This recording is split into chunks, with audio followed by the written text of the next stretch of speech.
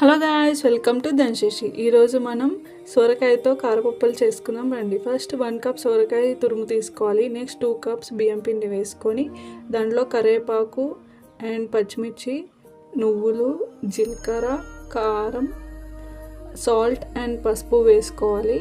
Next దీంట్లో కొంచెం నానబెట్టుకున్న శనగపప్పు కూడా వేసుకోవాలి. ఇది మంచిగా మిక్స్ చేసుకొని కొన్ని వాటర్ వేసుకొని మంచి మెత్తటి ముద్దలా ప్రిపేర్ చేసుకోవాలి. ఇది కొంచెంసేపు అయిన తర్వాత కొంచెం పిండిని తీసుకొని రౌండ్గా ఒత్తుకోవాలి. ఇది మనం ఆయిల్ ప్యాకెట్ ఉంటుంది కదా, దాన్ని హాఫ్లో కట్ చేసుకొని దాంట్లో పెట్టేసి ఒక ప్లేట్తో ఒత్తేస్తే నేను చూపించిన విధంగా మనకి రౌండ్గా కారపప్పులు వస్తాయి. దీన్ని హాట్ ఆయిల్లో వేసి వేయించుకోవాలి.